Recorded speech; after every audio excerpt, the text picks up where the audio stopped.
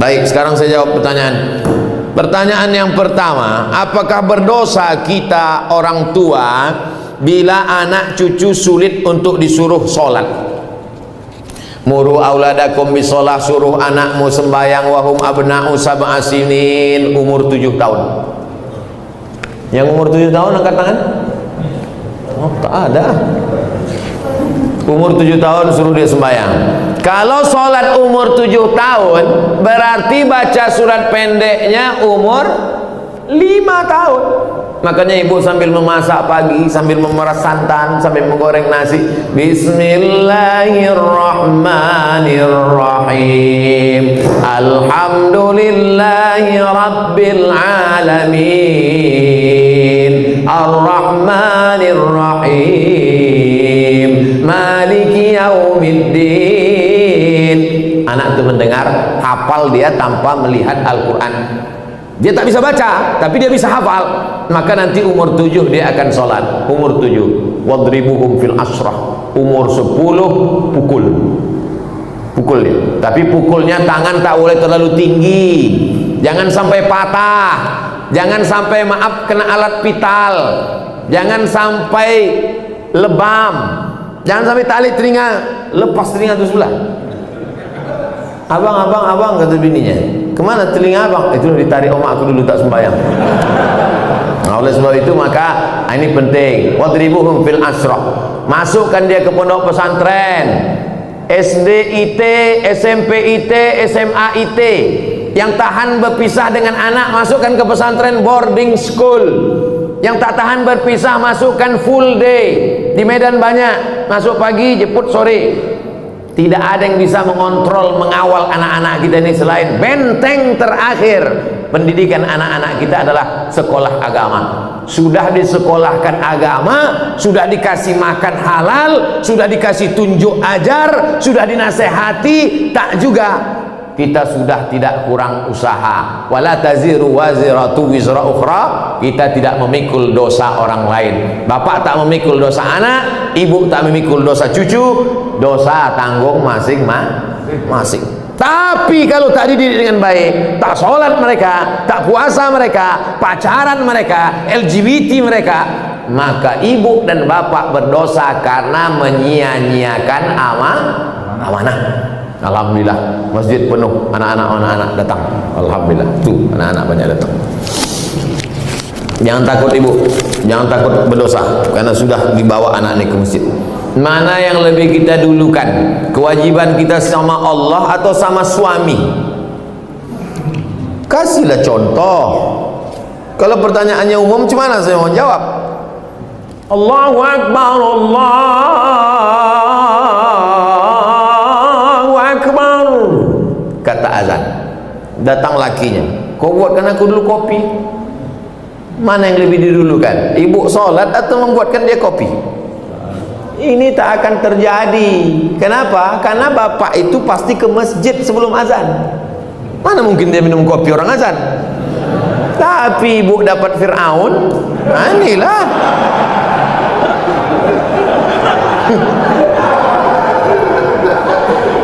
Taatlah kepada suami. Innama huwa jannatuki wa naruki. Suamimu itu bisa jadi surgamu, suamimu itu bisa jadi nerakamu. Kan itu yang selalu dihafal hadis oleh suami kan?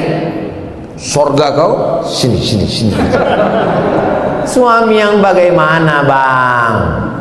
Ibu mesti cerdas sikit. Kasih tahu dia suami yang ke masjid bang, dia ke masjid. Tapi ibu juga tak bisa menasihati bapak itu. Jangan mentang-mentang ibu udah pengajian pulang dari sini bang, Assalamualaikum. Nah, mudah-mudahan bapak yang belum ke masjid, amin. Tapi kalau ditengok ini bapak ini sama ibu ini orang-orang masjid semua, insyaallah. Kita doakan mudah-mudahan dapat hidayah. La ta'ata li makhluqin, itu kaedahnya. La ta'ata li makhluqin fi ma'siyatil khaliq.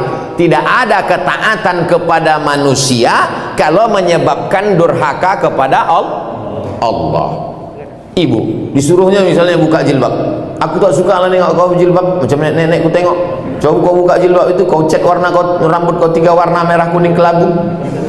Ibu tak mesti patuh, karena perbuatan itu melanggar syariat Islam. taat dan patuh pada suami selama itu taat kepada Allah dan Rasulullah sallallahu alaihi wasallam. Kalau disuruhnya ibu pakai jilbab panjang, patuh. Kalau disuruhnya ibu ikut pengajian, bagus. Kalau disuruhnya ibu bersedekah, patuh. Tapi kalau disuruhnya melawan perintah Allah, la ta'ata. Itu kaidahnya, la ta'ata li makhluqin fi maksiatil khaliq. Tak ada ketaatan kepada makhluk kalau menyebabkan maksiat kepada Allah. Ustaz, apakah kita terlalu khawatir dengan virus COVID ini bisa merusak akidah kita, Pak Ustaz? Misalnya bapak saking takutnya kena penyakit paranoid, ketakutan tak tentu arah, itu tauhidnya sudah kena itu. Wa kadzalika ja'alnakum ummatan wasata. Kami jadikan kalian umat yang pertengahan, tidak terlampau berani sampai nantang-nantang petantang petenteng, tidak pula terlampau takut, bukan ekstrim kanan, bukan ekstrim kiri, tapi pertengahan. Berserah diri kepada Allah, beribadah, ikut protokol, tetap ikuti, jangan terlalu terbawa oleh media. Yang namanya penyakit itu dari dulu sampai sekarang ada, dan tak semua orang yang kena COVID mati, dan tak semua yang mati itu kena COVID. Ada juga yang mati kena bersin. Berapa banyak orang tak sakit mati, menguap mati. Banyak orang yang tidur mati, tidur ketuk pintunya subuh tak bangun-bangun, pas dipegang udah dingin macam es batu. Oleh sebab itu berapa banyak pula yang dinyatakan positif sehat. Nah, itu jangan terlalu takut. Semua yang mati itu kata Nabi, lan tastakmil rizqaha wa ajalaha, lan tamuta nafsun, tidak akan mati orang qabla an tastakmila rizqaha wa ajalaha. Kalau sudah rezekinya penuh, kalau sudah umurnya penuh, pasti dia mati. Kenapa Abdul Somad itu tak mati-mati? Belum penuh. Mau dibunuh orang, mau diusir orang, disantet orang, kalau memang belum penuh tak mati. Tapi kalau sudah penuh, mati. Nah, ibu-ibu bapak ini semua belum penuh lagi.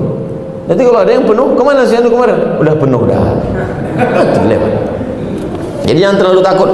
Takut itu yang membuat kita akhirnya imun kita jadi turun. Kalau sudah imun kita turun, saya diberi seorang anak, istri saya mengandung, sekarang masuk 7 bulan. Apa amalan afdal untuk saya sebagai suami untuk kebaikan kandungan? Perempuan yang sedang hamil itu hatinya risau, takut nanti melahirkan susah, takut nanti sesar, takut diganggu jin. Maka hatinya tenang dengan zikir, banyak-banyak sholawat. Allahumma sholli ala sayyidina Muhammad wa ala ali sayyidina Muhammad. Allahumma sholli ala sayyidina Muhammad wa ala ali sayyidina Muhammad. Makanya Pak Kiai selalu nyuruh, gimana nih Pak Kiai, istri saya hamil, baca surat Yusuf supaya hatinya tenang. Padahal tujuan Pak Kiai baca surat Yusuf supaya hatinya tenang dan anaknya soleh, tidak mau berzina seperti Nabi Yusuf.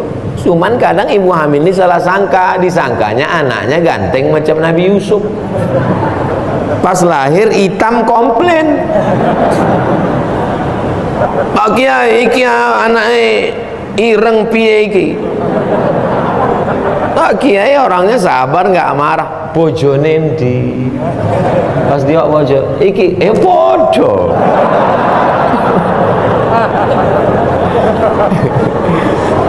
Setelah itu kita jangan salah paham dulu. Jadi kalau ada ustadz nyuruh baca sholawat, baca ayat kursi, sesungguhnya itu supaya emosional si ibu tenang. Kalau ibunya tenang, anaknya juga ikut tenang. Salatullah salamullah ala taha rasulillah. Salatullah salamullah ala yasin habibillah. Tawassalna bi bismillah wa bil hadi rasulillah wa kulli mujahidin lillah bi ahlil badri ya Allah. Ibunya tenang, anaknya tenang, suaminya tenang, maka mudah melahirkan. Kalau otot-ototnya kaku, dia stres, dia takut, itu susah melahirkan. tenang, mudah, asyik, lahir.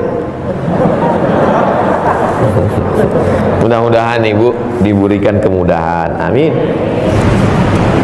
Saya punya orang tua tapi sering bertengkar dengan menantu. Setiap saya nasihatin, keduanya tak ada yang mengalah. Kasih sarung tinju.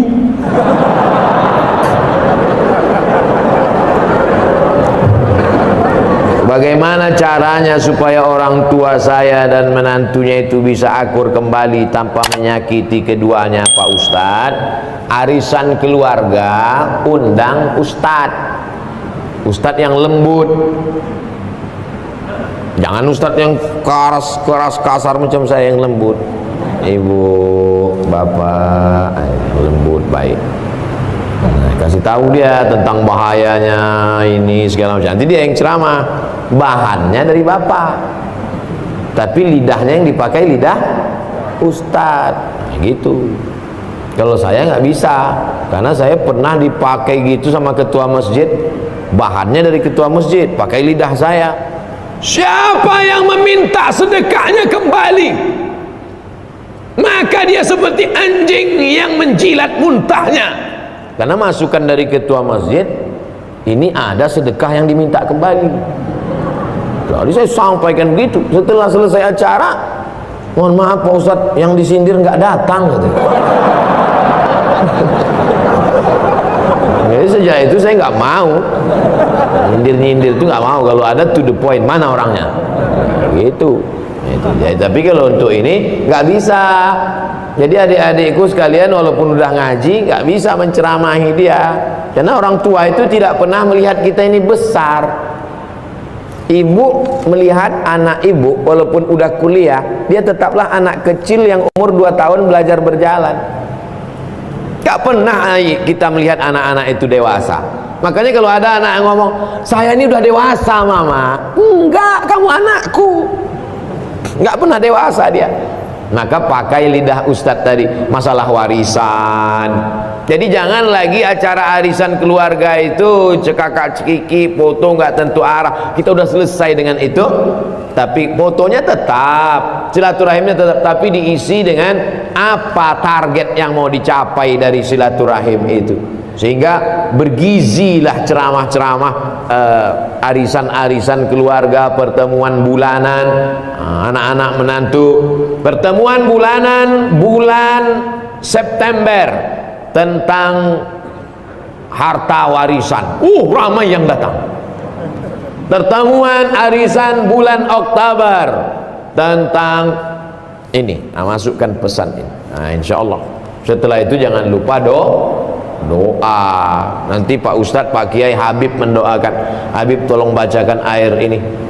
Dibacakannya air, masuklah doa itu ke dalam air, berubah molekul-molekul air itu menjadi cahaya, lalu diminum oleh mereka, masuk ke dalam darahnya, masuk ke dalam jantungnya. Jantungnya yang tadi terbakar dingin, sejuk.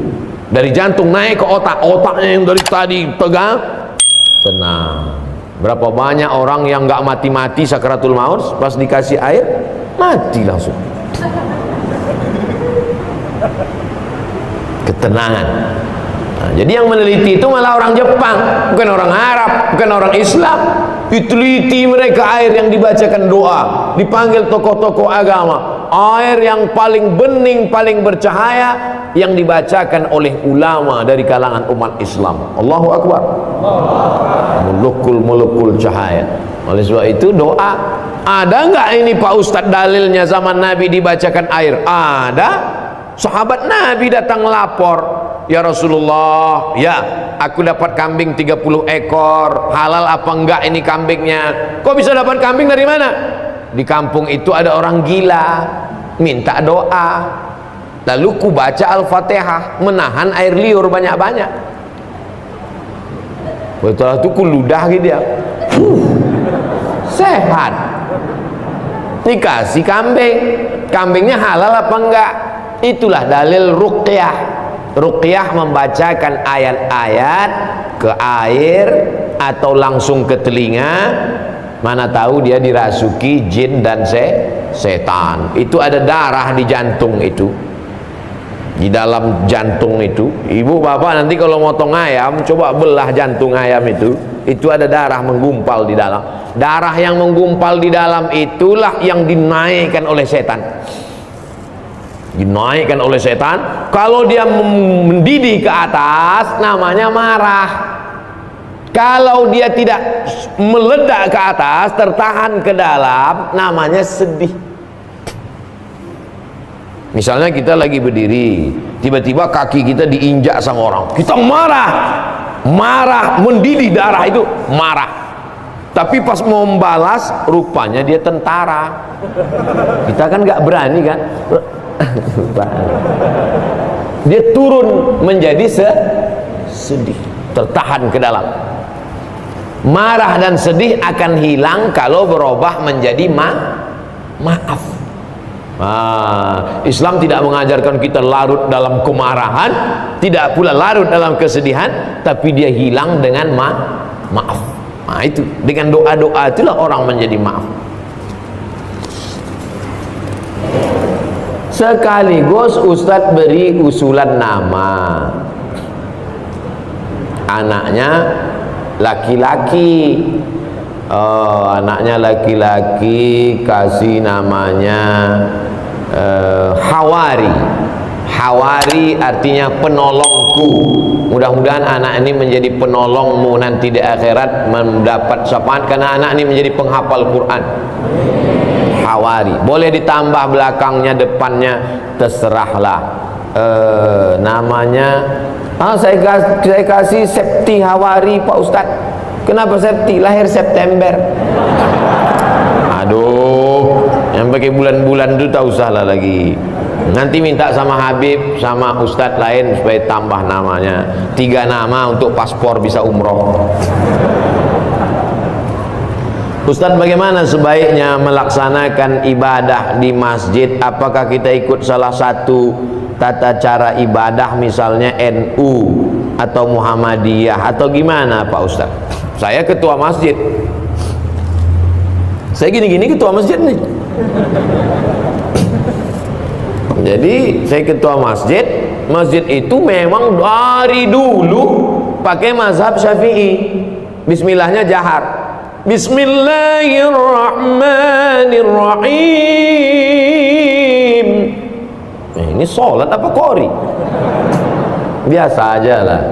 Bismillahirrahmanirrahim. Alhamdulillahirabbil alamin. Arrahmanirrahim.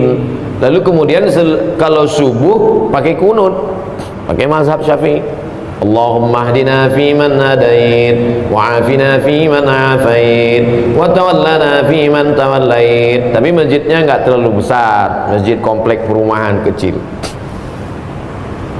Artinya mayoritas masyarakat di situ memang mazhab Syafi'i. Tapi kalau masyarakat di situ multi, ada bisa dipakai satu contoh masjid di daerah saya juga. Saya ceramah di situ. Lalu saya dengar, saya kasih tahu sama makmum, Ustadz, itu imam sir, itu imam jahar. Maksudnya kalau dia imam, itu bismillahnya jahar, Bismillahirrahmanirrahim. Tapi kalau itu yang imam sir, bismillah. Nah, jadi semua terayomi selama masih ahlus sunnah wal jamaah. Nah, jadi saya tak paham komunitas masyarakat di Darussalam, tapi kalau masjid saya pakai mazhab Syafi'i. Terus kalau selesai sholat zikir jahar sama sir, ya mazhab yang jahar itu mazhab Hambali. Karena menurut Imam Ahmad bin Hanbal, kalau dalam mazhab Syafi'i, selama makmumnya belum tahu, dikasih tahu. Cara ngasih tahu makmum gimana? Dijaharkan. Astaghfirullahaladzim, astaghfirullahaladzim, astaghfirullahaladzim, la ilaha illallah la syarikalah. Makanya kalau kita sholat di masjid, imamnya misalnya kuat, berarti dia ngasih tahu makmum. Kalau imamnya enggak kuat, berarti makmumnya udah tahu. Gak usah dipermasalahkan. Dia menjadi masalah karena dipermasalahkan. Disitulah letak masalahnya. Jangan masalahkan yang tak perlu dipermasalahkan. yang penting masih sholat. Nah itu, jadi kalau menganggap musyawarah lah bersama masyarakat, bersama jamaah. Saya tidak tablik akbar nih dari bulan Maret, April, Mei, Juni, Juli, Agustus. Pertama kali saya keluar sejak Covid, inilah ke Medan. Tapi tetap dengan protokol kesehatan. Nah, saya bawa kan ini biar jangan apa kali Covid itu. Insya Allah anak saya lepas pesantren akan lanjut ke Sudan. Sudan tempat saya kuliah tuh. Pertanyaan, anak saya wanita, bagaimana situasi dan kondisi Sudan saat ini? Sudan terjadi revolusi peralihan kekuasaan dari Jenderal Omar Bashir setelah 30 tahun berubah sekarang, dan terjadi kesepakatan antara tentara dan sipil. Setahun dipimpin oleh sipil, lalu kemudian oleh tentara. Terjadi pergolakan politik. Tapi bagi mahasiswa tidak terlalu berefek. Saya di sana bulan 12, 7 kali. Bulan Juli, kemudian bulan 12 saya datang lagi. Anak-anak mahasiswa beberapa dari Sumatera Utara. Saya membawakan bantuan untuk PPI, Persatuan Pelajar Indonesia yang dari Sumatera Utara. Saya bawakan bantuan. Datanglah dari provinsi lain minta juga. Saya bilang ini duit orang Sumatera Utara, kalian minta lah ke kabupaten provinsi kalian masing-masing. B, butuh berapa tahun biasanya untuk selesai S1 Pak Ustaz? S1 4 tahun, S2 2 tahun, S3 2 tahun dah bisa sidang. Tapi kalau mau lengkap 3 tahun, lewat dari 3 tahun kena denda. Jadi kalau umurnya berangkat 20 tahun, 4 tahun, 24, 26, 27, 28 28 pulang dia udah doktor. Tidak macam saya, udah 43 baru doktor. Judulnya akhirnya doktor juga. Tapi jadilah daripada tidak sama sekali.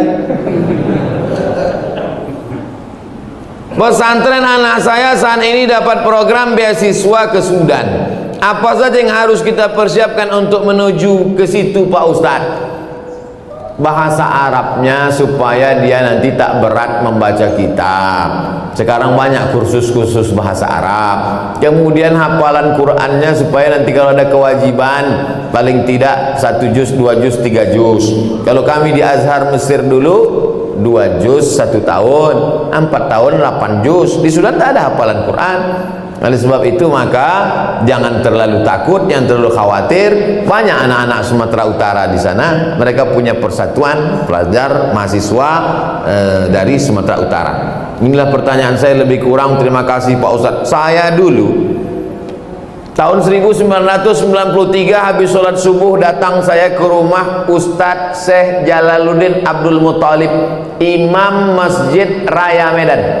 Imam Masjid Raya Medan itu namanya Syekh Jalaluddin Abdul Muthalib, wakil rektor Universitas Al-Wasliyah. Habis subuh datang saya ke rumahnya di Sipang Limun. Assalamualaikum Ustaz. Waalaikumsalam. Aku mau sekolah ke Arab Ustaz. Waktu itu saya tak tahu Mesir, Sudan, Maroko, tak tahu. Yang tahu saya Arab aja. Aku mau ke Arab Ustaz. Senyumlah Ustaz Syekh Jalaluddin. Kau kelas berapa sekarang? Kelas 3 Ustaz. Kau selesaikan dulu aliyah baru kau kesini. Jadi yang mau berangkat itu saya. Makanya banyak kalau jamaah nanya ke saya, Ustadz bisa anak saya kuliah ke Arab? Saya tanya, yang mau nih bapak apa anaknya? Anak saya bos. Kalau saya yang mau.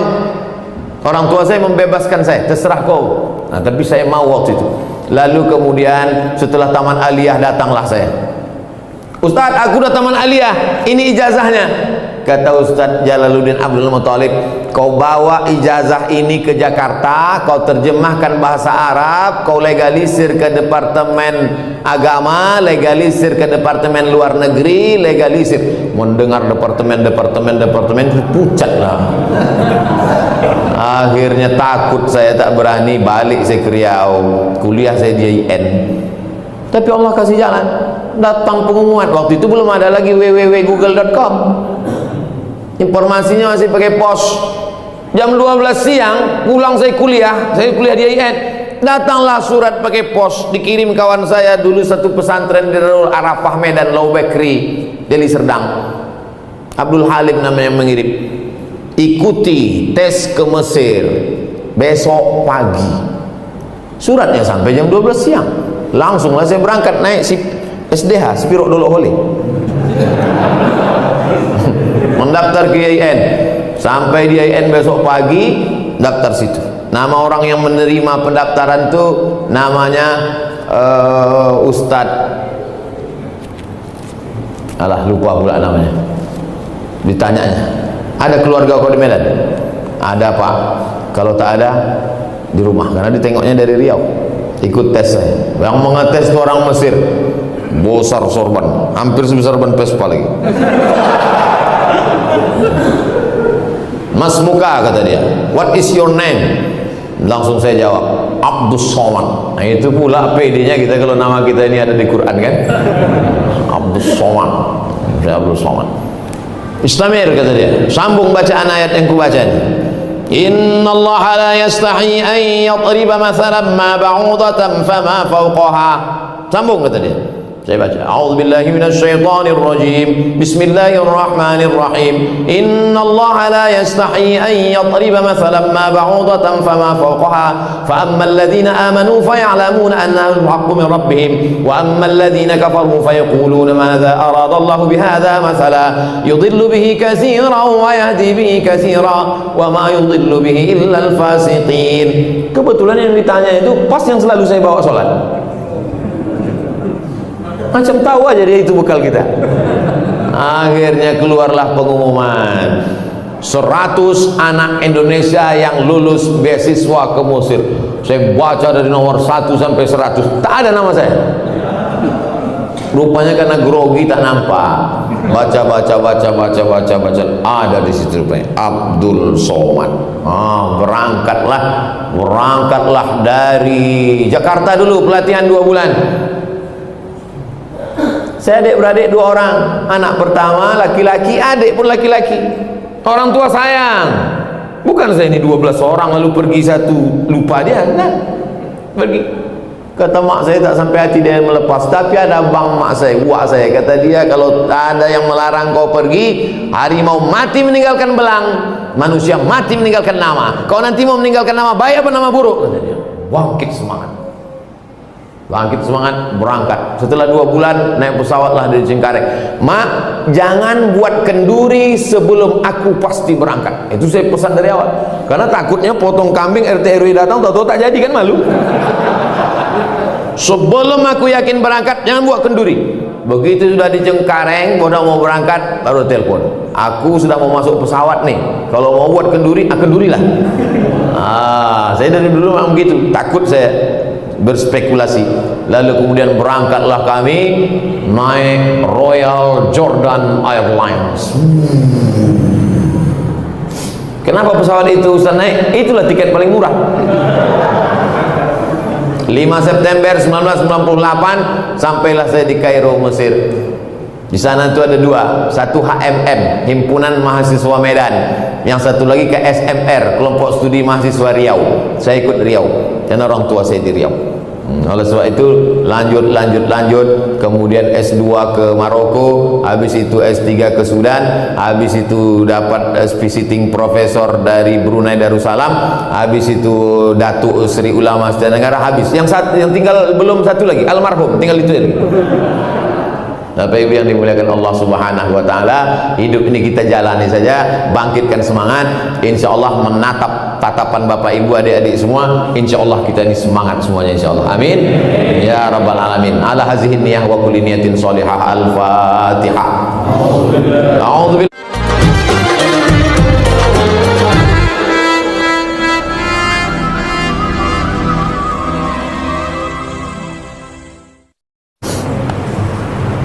Ustadz, dulu saya belajar Islam berdasarkan adat di lingkungan, karena tidak ada ilmu, sedikit demi sedikit hijrah menurut sunnah Nabi.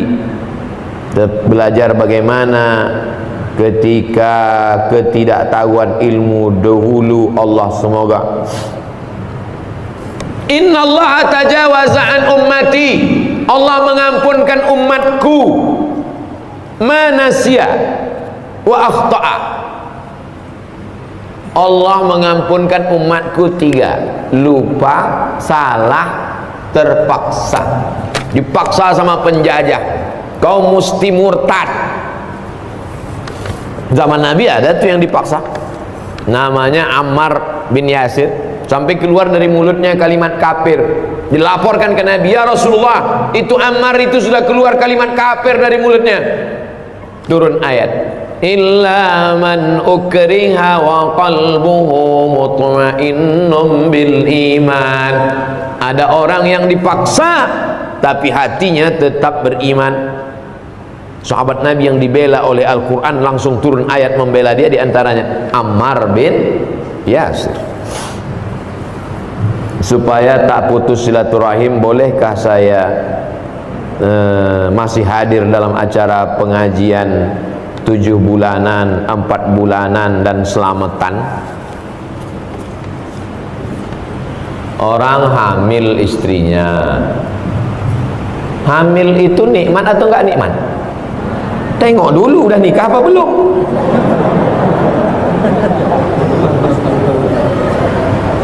Hamil itu, istrinya hamil itu nikmat. Berapa banyak, maaf ya Pak, jangan tersinggung, berapa banyak orang nikah belum, bukan tidak, belum dikasih Allah. Saya sedih Pak Ustaz, saya 10 tahun nikah, istri belum hamil.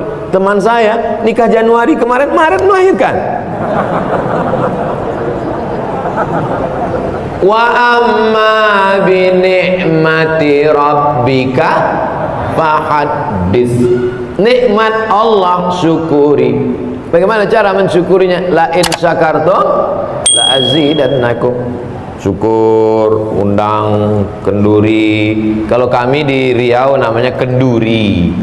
Rupanya di sini selamatan. Datang ya, selamatan. Kenapa disebut selamatan? Karena memang doanya Allahumma inna nas'aluka selamatan, salamatan fiddin. Semoga kelahirannya anaknya selamat, jauh dari penyakit. Nah, jadi kalau dia doa selamatan, ya nggak salah, berdoa menyelamatkan supaya selamat. Lalu kemudian apa tadi yang ditanya? Selamatan. Ya selamatan, apa salahnya selamat? Yang tak boleh itu kalau di dalamnya ada unsur syirik, menduakan Allah, meminta kepada selain Allah. La ilaha illallah, qul huwallahu ahad. Nah itu dalam Islam. Berdoanya kepada Allah ya nggak apa-apa. Tapi kalau berdoanya kepada Nyi Blorong, nah itu nggak boleh. Ustaz, saya pengen didoakan memiliki keturunan. Rabbi la tazarni fardan wa anta khairul warisin. Saya ulang 3 kali. Rabbi, ya Tuhanku, la tazarni fardan, jangan kau biarkan aku tak ada keturunan. Fardan, tak ada keturunan. Wa anta khairul warisin, engkau sebaik-baik pemberi waris. Doa Nabi Zakaria, lama tak punya anak, akhirnya dapat anak Yahya.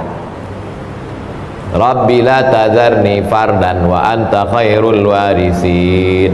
Doa, banyak-banyak baca doa. Berapa kali Pak Ustaz? Sebanyak-banyaknya. Jadi kalau mau dibaca 10 kali, 30 kali, 40 kali, 100 kali, baik. Sholawat.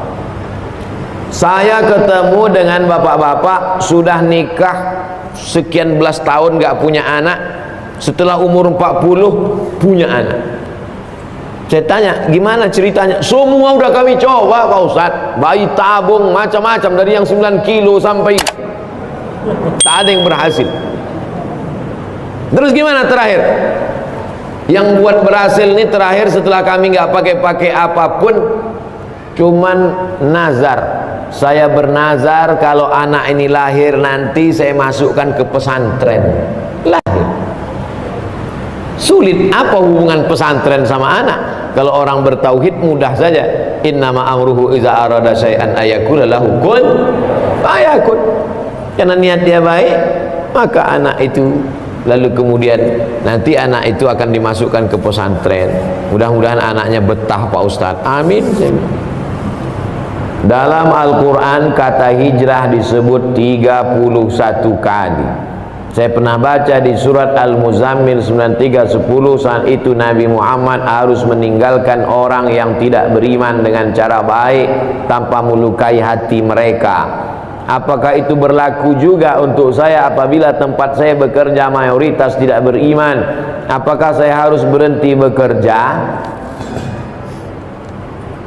Semoga Pak Ustadz Somad semakin bertambah barokah ilmunya dan semakin nikmat beribadah kepada Allah. Amin. Amin. Amin ya rabbal alamin. Ibu atau bapak yang nanya ini bekerja di tempat non muslim. Pertama saya mau jelaskan apa hukum kerja pada non muslim dulu. Ali bin Abi Thalib bekerja mengambil upah menimba air di tempat orang Yahudi di Madinah. Dilaporkan ke Nabi, ya Rasulullah, Ali ngambil upahnya menimba air di rumah Yahudi.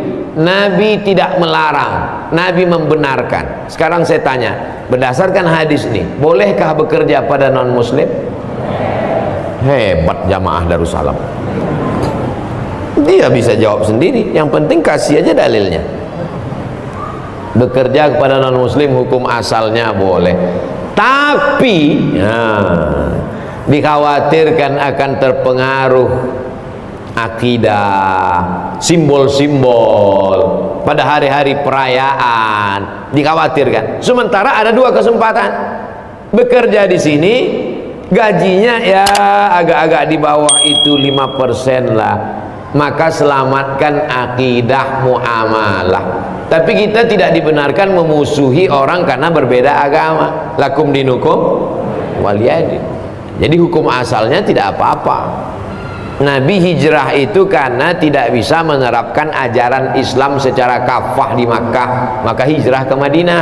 Setelah dia kuat di Madinah tahun ke-8 dia balik lagi ke Makkah, mengislamkan kota Makkah. Maka tahun 8 itu disebut dengan Fathu Makkah, pembebasan kota Makkah.